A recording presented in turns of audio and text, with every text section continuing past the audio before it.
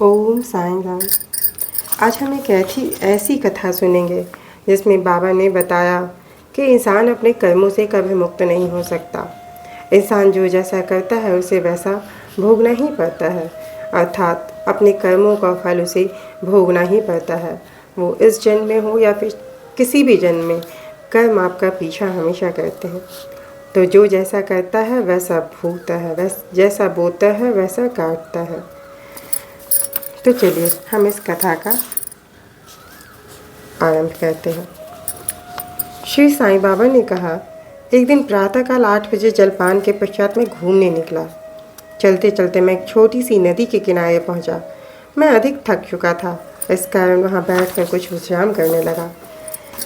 कुछ देर के पश्चात ही मैंने हाथ पैर धोए और स्नान किया। तब कहीं मेरी थकावट दूर हुई और मुझे कुछ विश्रांति का अनुभव होने लगा। उस स्थान से एक पगडंडी और बैलगाड़ी के जाने का मार्ग था, जिसके दोनों ओर सघन वृक्ष थे। मलय बयार मंद मंद बह रही थी।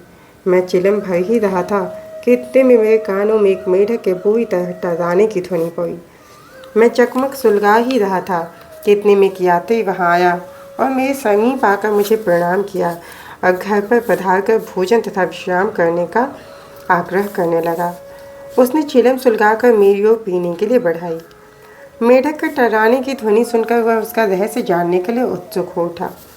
मैंने उसे बतलाया कि एक मेढक कष्ट में है, जो अपने पूर्व जन्म के कर्मों का फल भोग रहा है। पूर्व जन्म के कर्मों का फल इस जन्म में भोगना पड़ता है, अतः उसका चिल्लाना व्यर्थ है। एक कष्ट लेकर उसने चिलम मेरी ओर बढ़ाई। थोड़ा देखूं तो आखिर बात क्या है, ऐसा कहकर वो उधर जाने लगा। मैंने उसे बतलाया कि एक बड़े सांप ने एक मेढक को मुंह में दबा लिया है, इस कारण वह चिल्ला रहा है। दोनों ही पूर्व जन्म में बड़े दुष्ट थे और अब इस शरीर में अपने कर्मों का फल भोग रहे हैं। आगंतुक ने घटनास्थल पर जाकर देखा कि सचमुच एक बड़े सर्प ने एक बड़े मेढक को मुंह में दबा रखा है। उसने वापस आकर मुझे बताया कि लगभग घड़ी 2 घड़ी में ही सांप मेढक को निकल जाएगा। मैंने कहा, नहीं, यह कभी नहीं हो सकता। मैं उसका संरक्षक पिता हूँ और इस समय यहाँ उपस्थित हूँ। फिर सर्प की क्या सामर्थ्य कि मेढक को निगल जाए? क्या मैं व्यर्थ ही यहाँ बैठा हूँ? देखो मैं अभी उसकी किस प्रकार रक्षा करता हूँ। दोबारा चिलम पीने के पश्चात हम लोग उस स्थान पर गए। आगंतुक डरने लगा। उसने मुझे आगे बढ़ने से रोका कि कहीं सर्प आक्रमण न कर दे। मैं उसकी बात की उपेक्षा कर आगे बढ़ा और दोनों से कहने लगा, अरे वीरभद्रप्पा, क्या तुम्हारे शत्रु को पर्याप्त फल नहीं मिल चुका है, जो उसे मेढक की और तुम्हें यह सर्प की योनि प्राप्त हुई है? अरे अब तो अपना वैमनस्य से छोड़ो, यह बड़ी लज्जाजनक बात है। अब तो इस ईर्ष्या को त्यागो और शांति से रहो। इन शब्दों को सुनकर सर्प ने मेढक को छोड़ दिया और शीघ्र नदी में लुप्त हो गया। मेढक भी कूद कर भागा और झाड़ियों में जा छिपा। उस यात्री को बड़ा अचंभा हुआ। उसकी समझ में न आया कि बाबा के शब्दों को सुनकर सांप ने मेढक को क्यों छोड़ दिया और वीरभद्रप्पा व चेन बासप्पा कौन थे, उनके वैमनस्य का कारण क्या था। इस प्रकार के विचार उसके मन में उठने लगे। मैं उसके साथ उसे वृक्ष के नीचे लौट आया और धूम्रपान करने के पश्चात उसे इसका रहस्य सुनाने लगा। मेरे निवास स्थान से लगभग 4-5 मील की दूरी पर एक पवित्र स्थान था, जहाँ महादेव का एक मंदिर था। मंदिर अत्यंत जीर्णशीर्ण स्थिति में था, सो वहाँ के निवासियों ने उसका जीर्णोद्धार करने के हेतु कुछ चंदा इकट्ठा किया। पर्याप्त धन एकत्रित हो गया और वहाँ नित्य पूजन की व्यवस्था कर मंदिर के निर्माण की योजनाएं तैयार की गई। एक धनाढ़ व्यक्ति को कोषाध्यक्ष नियुक्त कर उसको समस्त कार्य के देखभाल का भार सौंप दिया गया। उसको कार्य व्यय आदि का यथोचित विवरण रखकर ईमानदारी से सब कार्य करना था। सेठ तो एक उच्च कोटि का कंजूस था। उसने मरम्मत में अत्यंत अल्प राशि व्यय की, इस कारण मंदिर का जीर्णोद्धार भी उसी अनुपात में हुआ। उसने सब राशि व्यय कर दी तथा कुछ अंश स्वयं हड़प लिया और उसने अपनी गांठ से एक पाई भी व्यय न की। उसकी वाणी अधिक रसीली थी, इसीलिए उसने लोगों को किसी प्रकार समझा बुझा लिया और कार्य पूर्ववत ही अधूरा रह गया। लोग फिर संगठित होकर उसके पास जाकर कहने लगे, सेठ साहब, कृपया कार्य शीघ्र पूर्ण कीजिए। आपके प्रयत्न के अभाव में यह कार्य पूर्ण होना कदापि संभव नहीं, अतः आप पुनः योजना बनाइए। हम और भी चंदा आपको वसूल करके देंगे। लोगों ने पुनः चंदा एकत्रित कर सेठ को दे दिया। उसने रुपए तो ले लिए, परंतु पहले की भांति ही शांत बैठा रहा। कुछ दिनों के पश्चात उसकी स्त्री को भगवान शंकर ने स्वप्न दिया कि उठो और मंदिर पर कलश चढ़ाओ। जो कुछ भी तुम इस कार्य में व्यय करोगी, मैं उसका 100 गुना अधिक तुम्हें दूंगा। उसने यह स्वप्न अपने पति को सुना दिया। सेठ भयभीत होकर सोचने लगा कि यह कार्य तो ज़्यादा रुपये खर्च कराने वाला है। इसीलिए उसने यह बात हंसकर टाल दी कि यह तो एक निरा स्वप्न ही है और उस पर कभी भी विश्वास नहीं किया जा सकता। यदि ऐसा होता तो महादेव मेरे समक्ष भी प्रकट होकर यह बात मुझसे न कह देते। मैं क्या तुमसे अधिक दूर था? यह स्वप्न शुभदायक नहीं, यह तो पति पत्नी के संबंध बिगाड़ने वाला है। इसीलिए तुम बिल्कुल शांत रहो। भगवान को ऐसे द्रव्य की आवश्यकता ही कहाँ जो दानियों की इच्छा के विरुद्ध एकत्र किया गया हो। वे तो सदैव प्रेम के भूखे हैं तथा प्रेम और भक्तिपूर्वक दिए गए एक तुच्छ तांबे का सिक्का भी सहज स्वीकार कर लेते हैं। महादेव ने पुनः सेठानी को स्वप्न में कह दिया कि तुम अपने पति की व्यर्थ बातों और उनके पास संचित धन की ओर ध्यान न दो और न उनसे मंदिर बनवाने के लिए आग्रही करो। मैं तो तुम्हारे प्रेम और भक्ति का ही भूखा हूँ। जो कुछ भी तुम्हारे व्यय करने की इच्छा हो सो अपने पास से करो। उसने अपने पति से विचार विनिमय करके अपने पिता से प्राप्त आभूषणों को बेचने का निश्चय किया। तब कृपन सेठ अशांत हो उठा। इस बार उसने भगवान को भी धोखा देने की ठान ली। उसने कौड़ी मूल केवल 1000 रुपयों में ही अपनी पत्नी के समस्त आभूषण स्वयं खरीद डाले और एक बंजर भूमि का भाग मंदिर के निमित्त लगा दिया, जिसे उसकी पत्नी ने भी चुपचाप स्वीकार कर लिया।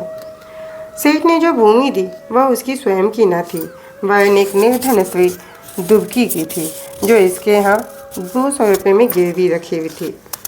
दीर्घ काल तक वह ऋण चुकाकर उसे वापस न ले सकी। इसीलिए उस धूर्त कृपण ने अपनी स्त्री दुबकी और भगवान को धोखा दे दिया। भूमि पथरीली होने के कारण उसमें उत्तम ऋतु में कोई भी पैदावार न होती थी। इस प्रकार यह लेन देन समाप्त हुआ। भूमि उस मंदिर के पुजारी को दे दी गई जो उसे पाकर बहुत प्रसन्न हुआ। कुछ समय के पश्चात एक विचित्र घटना हुई। एक दिन बहुत जोरों से झंझावत आया और अतिवृष्टि हुई। उस कृपण के घर पर बिजली गिरी और फलस्वरूप पति पत्नी दोनों की मृत्यु हो गई। दुबकी ने भी अंतिम श्वास छोड़ दी। अगले जन्म में वह कृपण मथुरा के एक ब्राह्मण कुल में उत्पन्न हुआ और उसका नाम वीरभद्रप्पा रखा गया। उसकी धर्म पत्नी उस मंदिर के पुजारी के घर कन्या होकर उत्पन्न हुई और उसका नाम गौरी रखा गया। दुबकी पुरुष बनकर मंदिर के सेवक वंश में पैदा हुई और उसका नाम जैन बासप्पा रखा गया।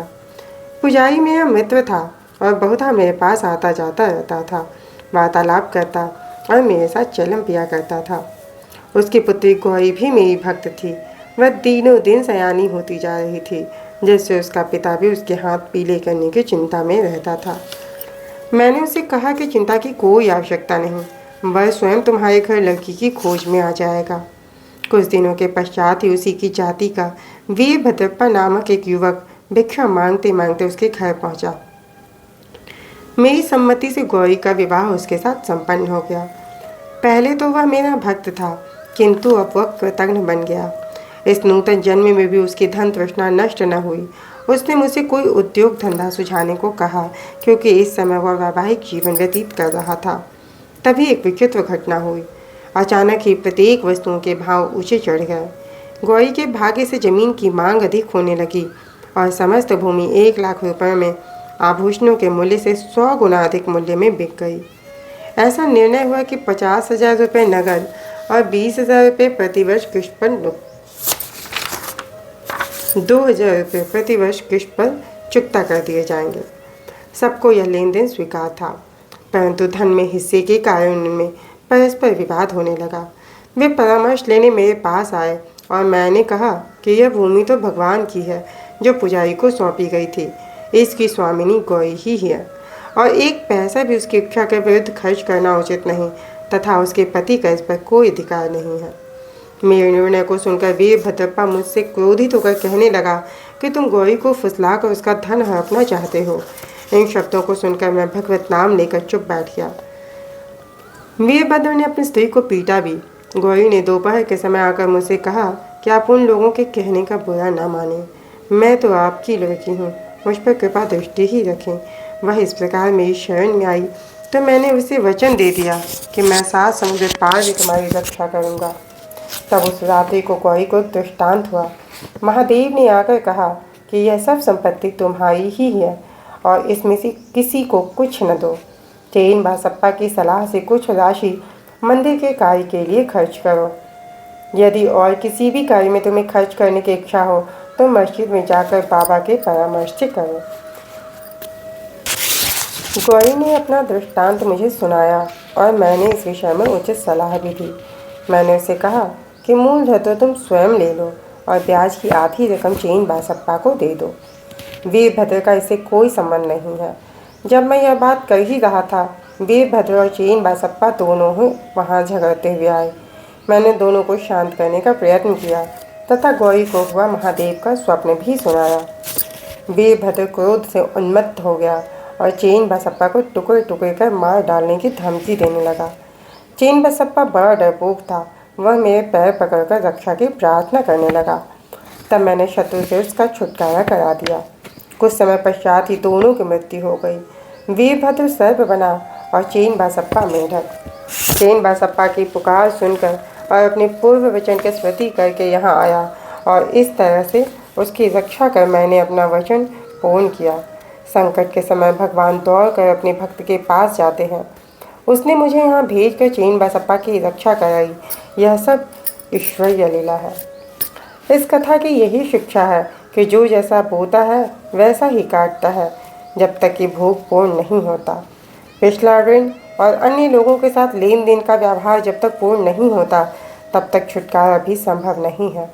धन तृष्णा मनुष्य का पतन कर देती है और अंत में इससे ही वह विनाश को प्राप्त होता है। ओम साईं राम।